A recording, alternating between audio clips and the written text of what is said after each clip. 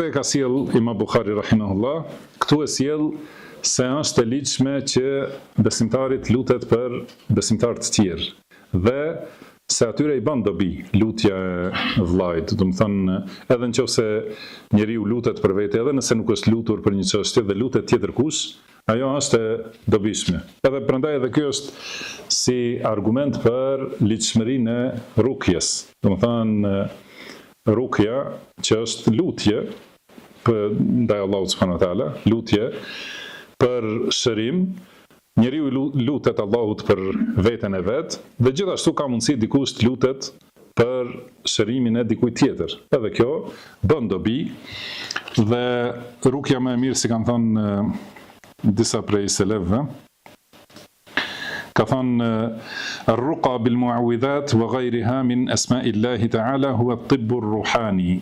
Do të thënë rukja ose mjekimi, kurimi me muawidhat, kul a'udhu bi rabbil falaq dhe kul a'udhu bi rabbin nas, dhe kërkimi i ilaçit, do të thënë me përmes emrave të Allahut subhanahu wa taala, kjo është mjekësia shpirtërore. Mirpo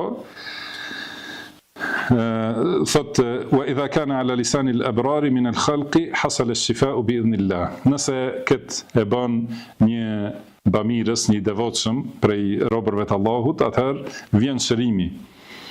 Falamma azza hadha an-naw', mirpo pasi u bë shumë i rrallë ky lloj i njerëzve që mund të bëjnë rukje, domethënë që janë më të vërtet ebrar, domethënë njerëz të devotshëm dhe të mirë, janë shumë të rrallë, atëherë njerëzit ju kthyen vetëm mjekësisë trupore.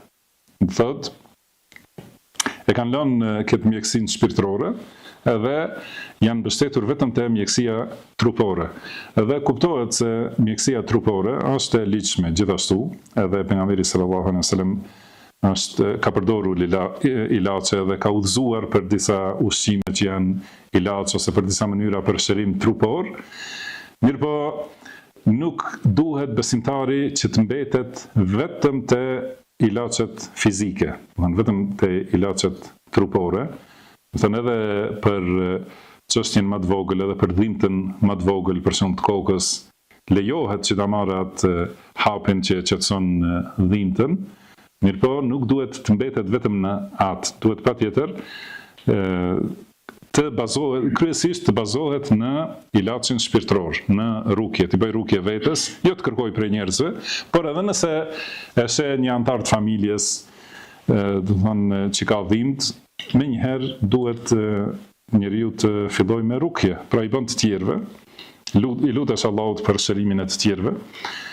Do të thonë përgjithësi edhe çdo çështje tjetër, edhe për falje të gjunaheve, pra lutet fëmia për prindin e vet, por edhe luten vëllezërit për vëllezërit e vet, që Allahu t'ia falë gjunahet, luten dietarët për dietarët më hershëm.